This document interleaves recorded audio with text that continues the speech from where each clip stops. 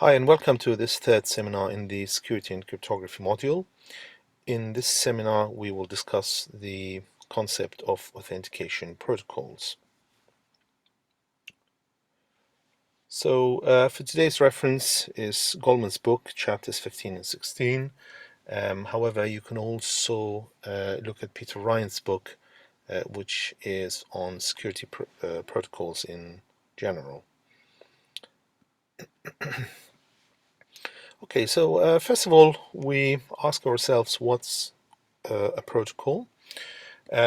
Protocol is a sequence of messages exchanged between two or more systems in order to accomplish a particular task or goal. Okay, so you can think of the TCP protocol, for example, as a protocol which has or which is established between a client and a server in 3 steps with the goal of establishing communication between that client and the server.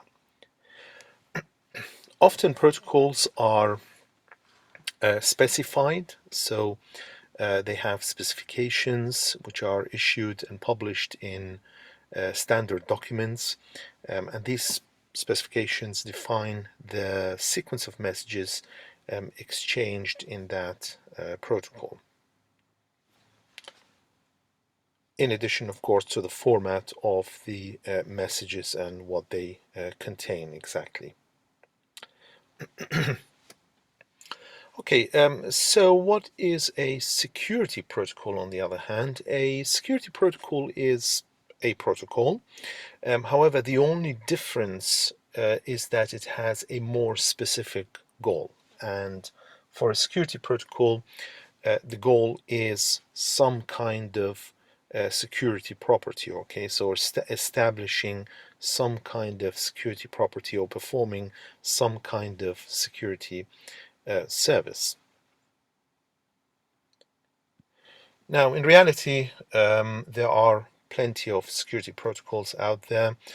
Some of them are small, what we call toy protocols, and some of them are more kind of industry standards, which are used in everyday systems in variety of domains and areas. And this slide here outlines a number of examples of such industry level or industry-based protocols, security protocols.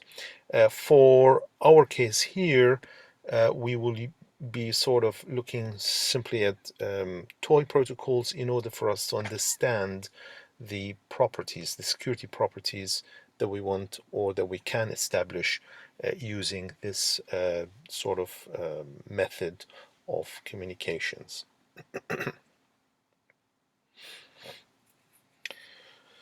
So in order for us to also understand this security, we need to understand what the general picture is, or or what we call the context or environment within which a security protocol operates.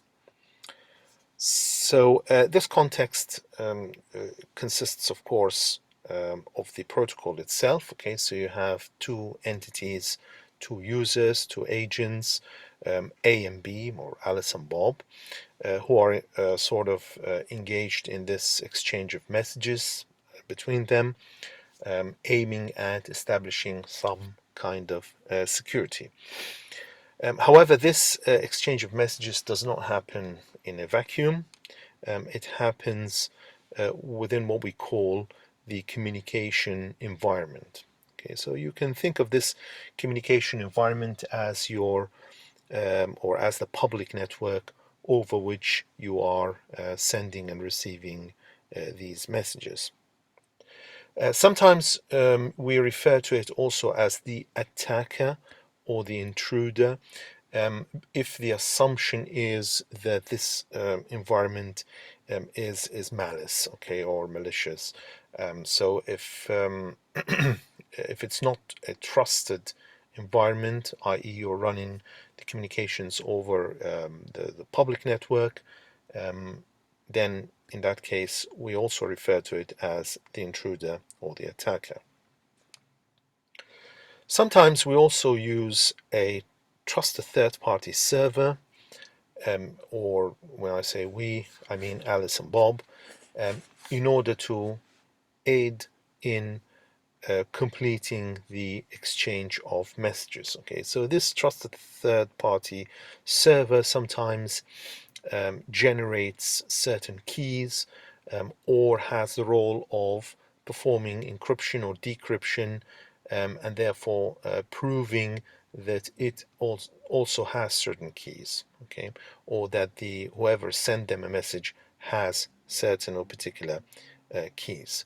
Now we call this a trusted party server because it is not assumed to act in any malicious way. Okay, so although it's part of the environment, however, it is a trusted part of that environment, so we can rely on this server to execute exactly its role within the protocol. And we will have a few examples later where the exchange of messages between Alice and Bob involves going through a trusted third-party server.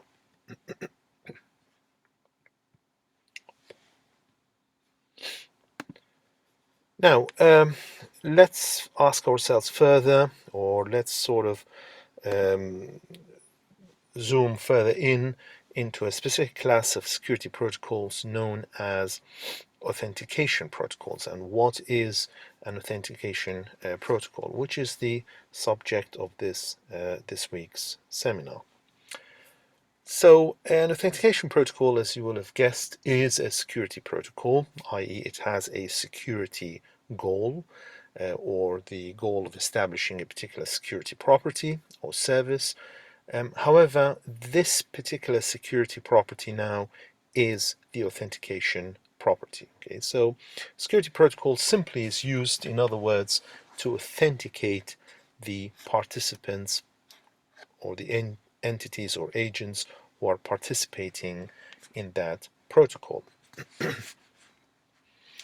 And often, and depending on the direction of authentication, this authentication protocol could be either two-way authentication, meaning that both entities end up knowing who they're talking with, or one-way authentication, meaning that only one entity knows who it's talking with and the other one ends up not having a clue, even at the end of the protocol. Now, sometimes authentication protocols could terminate with establishing a shared session key. So what we call shared session key is a short-lived key which you end up establishing at the end of the protocol, and which has the purpose of securing your communications after the protocol, however, for the sole purpose of one single session only. Okay, so as soon as you disconnect with the other entity, as soon as Alice or Bob walks away, comes back the next day, let's say, then that's a completely new session that they have to start again. Okay, so as long as they have remained within the same session, this session key K is valid as a means of securing communications after running the protocol. And we will come again later to see some examples of such sort of key establishing protocols. So we move on now to delving a little bit more into what we mean by one-way and two-way authentication, and we give a couple of examples corresponding to each to understand better how they work. So as I said earlier, a two-way authentication means that Alice and Bob start initially with absolutely no idea who they are talking with, and after they execute the authentication protocol, they end up actually knowing who the other entity is. Okay, so Bob ends up knowing that is talking to Alice, and similarly Alice ends up knowing that she is talking to Bob.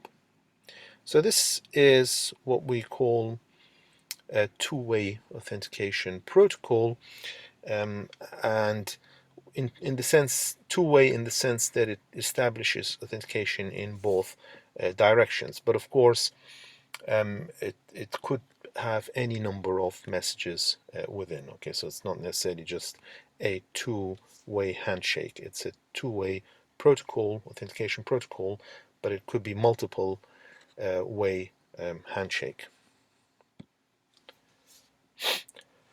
So here's an example of a two-way authentication protocol, a simple toy example where we have Alice denoted as A and Bob as B.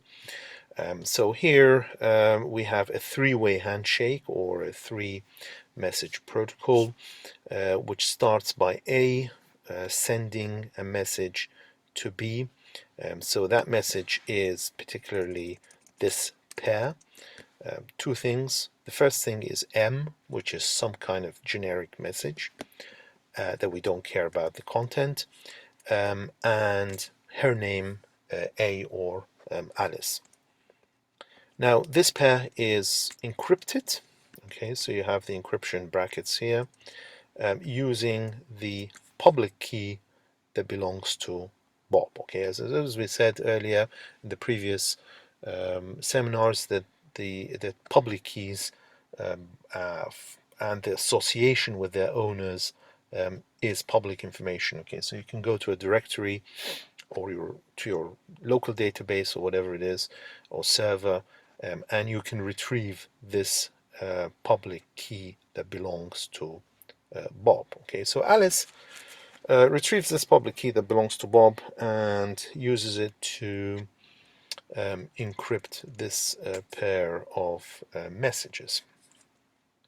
Now, when Bob receives this first message, so this encrypted first message, he has got access to the private key that belongs or that essentially complements this public key, and therefore he's able to decrypt and open up this encryption. Okay, so when he decrypts the encryption, he can release the content here, and concludes that this first message is coming from somebody claiming to be Alice. Okay, so Bob then takes this the message M, and generates his own message M prime, which is probably different, we don't know, and puts the two things together in a pair and encrypts that pair, this time with the public key that belongs to Alice.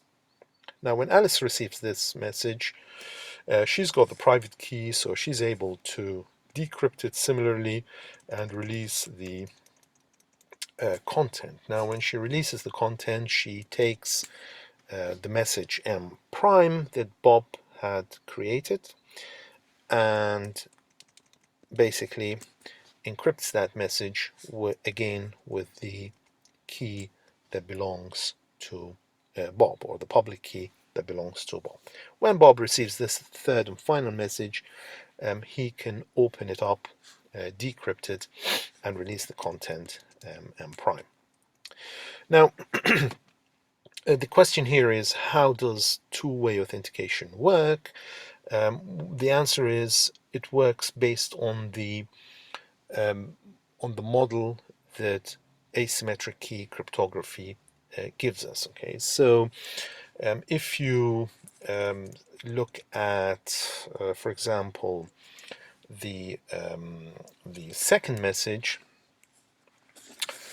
So if you look at the second message would not have been decrypted unless Alice really had the private key which complemented her public key. Okay, so when Bob receives his message M prime in the third message from Alice, he has enough assurance to tell him that Alice has succeeded in the second message, or after receiving the second message, that Alice has succeeded in decrypting this this second message, which was encrypted with her public key. Okay, so and the only way she would have been able to do that would have been by the fact that she owns or has access to the private key corresponding to this public key of hers. And the same thing can be said when in terms of Alice as well. So when Alice in the second message receives her own original message M that she sent in the first message, then that's a testimony to the fact that Bob was able to decrypt and break up this first encrypted message, which was encrypted using his public key. Now, the only way that Bob would have been able to do that is that if Bob really had access to the private key that corresponds to this public key.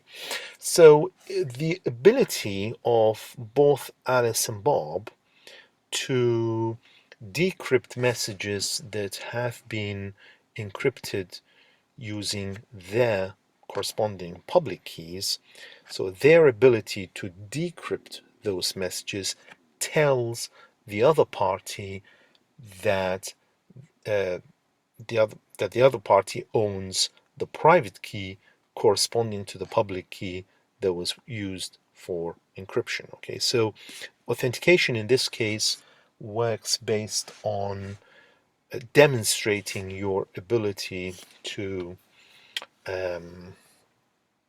decrypt messages. So that is how authentication works. Okay, so you're demonstrating here that you're capable of deciphering or breaking up certain encryptions, and that proves that you have certain keys at your disposal. So that's a two-way authentication because this this kind of activity happens at both sides of the communicating protocol.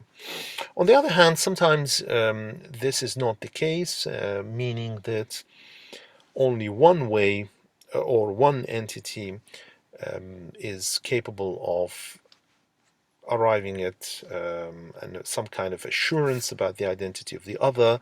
However, the reverse is not true. Okay, so this is what we call one-way authentication protocols, and the setup is that they both start by not knowing who they're talking with, and after they've run through the protocol, for example here, Bob ends up knowing that he's talking to Alice, but Alice has no idea that she's talking to Bob. And of course, could be the other way around, but the point is that one of them, either of them, will end up knowing who he's talking with, but not the other way around.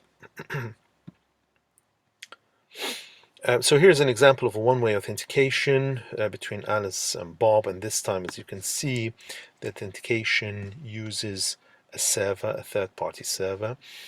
So Alice sends to Bob a message saying, "Hi, I'm Alice," or that she's claiming to be Alice.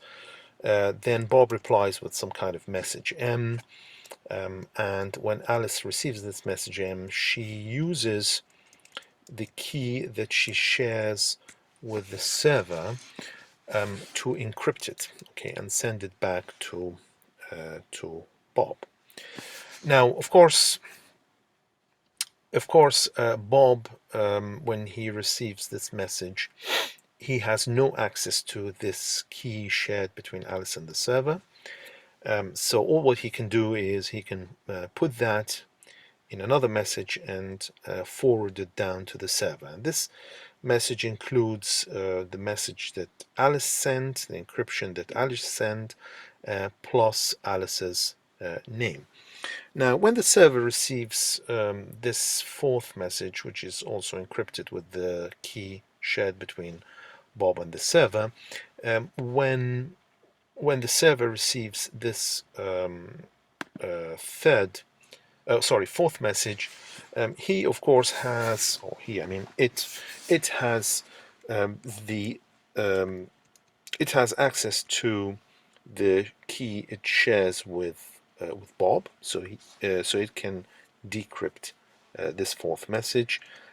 It also has access to the key that it shares with Alice, and therefore it is capable of decrypting and extracting M, and therefore it can access everything within what has been sent in this fourth message, which is good because then the server takes M and wraps it up in an encryption using the key that it shares with Bob this time, and sends that message back to Bob.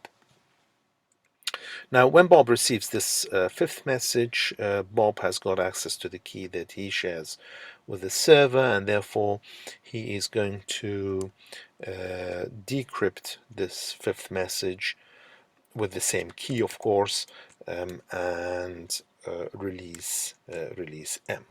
Okay, so as I said, these are all sort of symmetric keys. They're all long-term symmetric keys in the sense you can think of them as being sort of your shared passwords. Okay, so the password that you share with a certain server. However, at the end of this protocol, the question is, well, what did we achieve here? And the answer is that we ended up achieving that Bob became certain of Alice's identity, but not the other way around. Okay, so, and the reason is, our reasoning for that is again completely based on the server's ability to perform certain cryptographic operations. And the operation in question here is the server's ability to decrypt this inner part of the fourth message. Now, if the server was incapable of decrypting this part, it means that this part would have been encrypted with some other key which is not KAS. However, the fact that it has been successfully decrypted, and that is demonstrated by the fact that the server in the next step is sort of sending back a message M back to Bob. So the fact that the server was able to decrypt this inner part is actually a testimony to the fact that this particular part was encrypted with the key shared between Alice and the server. Now, that key, as we all know, only has two parties who can access it, who are basically Alice and the server. So, in other words, that the person who generated this part, i.e., who sent this message, must have been Alice. Okay, you could argue that it could have been the server, but as we've just said a couple of slides ago, the server is a trusted third party or a trusted agent, meaning that the server is not going to sort of interfere in any malicious way or illegitimate way with the protocol's proceedings. Okay, so essentially the server will not send this third message, and therefore it must have come from Alice. Okay, so at the end of the protocol, it is a one-way authentication because Bob ends up through this line of reasoning with the fact that this part, highlighted part, was later decrypted after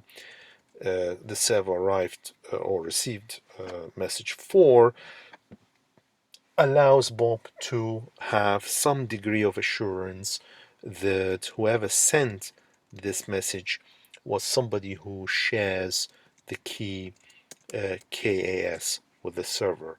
And the only entity in the world who shares the key KAS with the server is obviously Alice. Okay. However, the reverse is not true because Alice never receives any kind of information, neither from Bob nor from the server, that tells her that she's talking with Bob. In fact, if you look at the protocol, the only thing that Alice receives in the whole protocol is the message M. Okay, and M is a generic message which does not give us any sort of assurance, neither in terms of its origin nor in terms of anything else. Okay. Now here's a bonus question for you to think about. How do we establish two-way authentication using only a one-way authentication protocol? So you can think about this offline. Now we move on to another sort of aspect of protocols, security protocols, and specifically in terms of authentication protocols, and that is message and key freshness. So what do we mean by freshness of messages? Well, freshness simply refers to the property that property of authentication protocols which prohibits the replay of messages outside their original context. Okay, so if you have created some messages, or and here we use the word message in a generic way, for the purpose of a specific run or a specific session of a protocol, then if you were replaying that message in a completely different run, or even altogether in a completely different protocol, then you will be essentially using that message outside of its original context. Okay, so we call this kind of behavior, we call it replay attack. So the kind of terminology we're going to be using is Charlie or Carol, if you like. So anything or any name that starts with the letter C, to refer to this kind of bad guy, or the intruder, or the attacker. But of course, Charlie or Carol, they're more kind of a specified way of saying your public network, your untrusted public network. So here is an example, typical example of a replay attack. You have the following protocol between Alice Bob and using a server, and the protocol commences with Alice sending a message to the server to withdraw £10 from her account and give it to Bob, and so the whole thing is encrypted with the key that she shares with the server. Furthermore, then the server is going to forward this to Bob. So Bob could be here, for example, a merchant or a seller. So essentially, Alice is requesting to withdraw £10 from her account at Bob. Okay, so the server could then forward this to Bob and say, hey, Alice wants to withdraw £10 from her account, which you hold over your internal systems, for example. And that second message is secured by an encryption using the key shared between Bob and the server. Now, a little while later, or the next day or whatever, Charlie or Carol, the bad guys, arrive, and they simply replay the last message. Okay, so if we had no mechanisms for protection, Bob would be sort of excused to believe that this is simply the server telling them again to withdraw £10, another £10 from Alice's account. And you can imagine the ramifications for that, what kind of things could happen, and you have many sort of scenarios that you can imagine, particularly in a setup of a typical ATM machine and replay attacks. So simply you copy or you listen to a command for withdrawing money, and then you replay that command again at the ATM machine to perform the same operation twice or three times or as many times as you want. Okay. However, there are solutions for such so-called replay attacks or out of context replaying of messages, and we're going to touch on two such mechanisms that help us guard against such attacks. The first one is what we call timestamps. Okay, so a typical example of a timestamp is the timestamp that you see sort of attached to any of the files on your laptop. Okay, so if you right-click on any file and look at the information associated or the metadata associated with that file, you will see that it or one of those metadata is the time at which the file was created or modified or copied and so on. So that those or that information is called timestamp, and there are some international standards that allow us to specify the way that those timestamps should be written. One is ISO 8601. Although you could, to be honest, you could write it in whichever format you want to write it here. But just to let you know that there are some standards that allow you to specify in a certain way or in a standard way those timestamps. However, timestamps have the problem of synchronization. Okay, so if I create a timestamp and attach it to a message, then the main sort of obstacle or requirement is to ensure that my clock is synchronized with your clock. Okay, so when you receive the message, it makes sense to you. Okay, the timing of it makes sense to you, and of course you need some kind of deadline as well to be able to understand if that message is fresh or not fresh. This synchronization problem is solved often through, again, certain other types of protocols called network time protocols or NTPs. So basically, you could ask a time authority what is the current time, and you synchronize every now and then your machine or your watch or whatever it is, the device you're using with that authority to understand what the exact time is. So we would refer to timestamps as T, with the letter T, capital T, and again, as I said in the first lecture, we will subscript them by whoever is creating that timestamp. Okay, so if Alice was creating a timestamp to attach it to a message that she's sending to Bob, then we call that timestamp T of Alice. Although, of course, as you can see, there's nothing in the structure of a timestamp that refers to Alice's identity. Okay, so this is a pure notational sugar.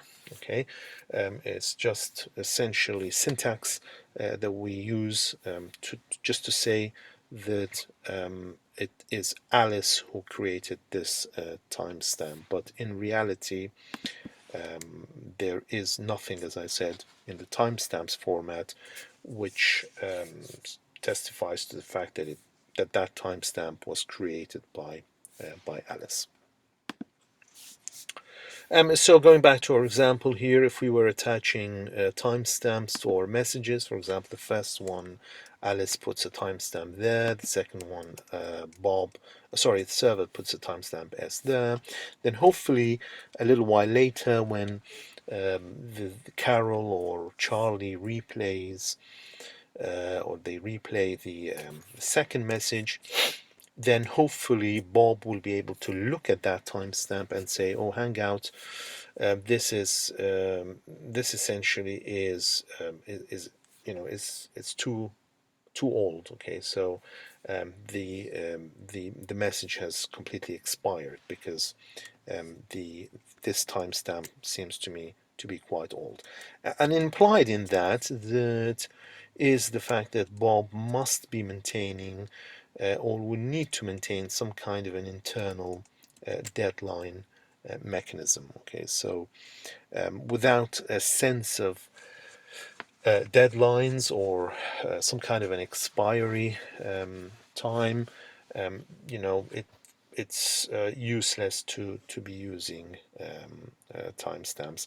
And as I said also earlier, the timestamps generally require a clock synchronization. Okay, so the assumption here is that Alice's clock is synchronized with server's clock, and similarly, the server's clock is synchronized with Bob's clock. Okay, so now, in order to overcome these difficulties in terms of time synchronization and the maintenance of deadlines and so on and so forth, people came up with a different concept called a nonce. Okay, so nonce is a number once. Okay, so this is a number that you use only one time, meaning that every time you want to generate a new message, you will generate a new fresh number. Okay, so these are fresh numbers.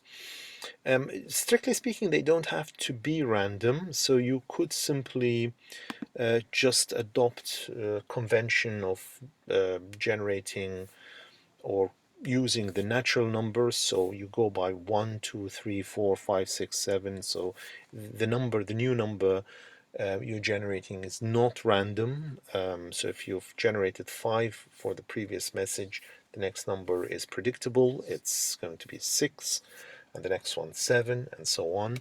However, if you do add randomness to it, it increases, apparently increases the computational security. Okay, so it it's better that you produce big numbers like this as your nonces.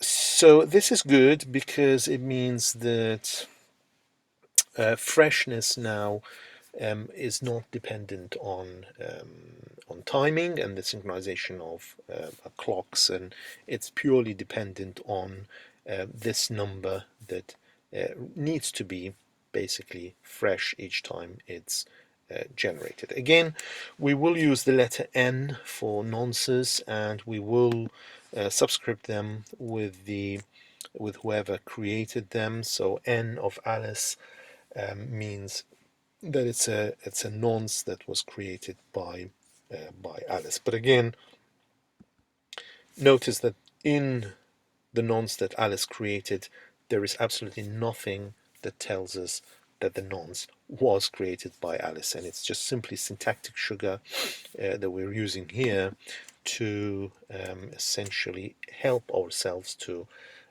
say that this nonce was created by Alice. But from a computation or from a security point of view, nothing tells us in the nature of a nonce that it was created by a certain entity. So going back to our example here, we will, as a solution, we will add these nonces everywhere.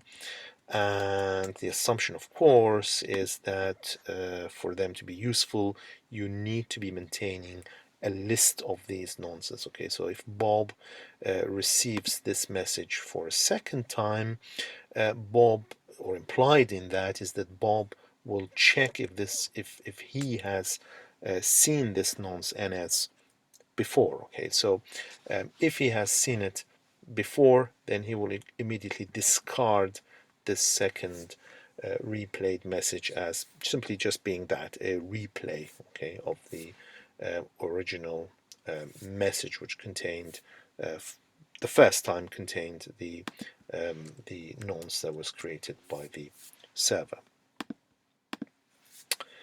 You could also have freshness of keys, and this is essential, and particularly when it comes to things like session keys, as I said. So these are keys used for the duration of one session, and often they are assumed to be fresh. And they have other properties, like they are symmetric as well. So we're not creating temporary key pairs, although we do that sometimes, but the general convention is that session keys are symmetric keys, and they are valid for the duration of just one single protocol session. Of course, just be careful that they are not to be mixed up with your long-term symmetric keys. Long-term symmetric keys are your long-term password, okay, which you share with the server or with the other entity. So this is one example where we do end up not just sort of performing authentication here, but we do end up actually sharing a session key. Okay, so Alice and Bob ends up sharing a session key at the end of this run. So once the run of the protocol finishes, Alice and Bob can go away and use just purely KAB for their communications, and that will be valid for the duration of that session, until one of them hangs up, or that there is some maybe time validity for the session, and after which it expires. Once the session expires, the key KAB also expires. Thank you very much, and see you next time.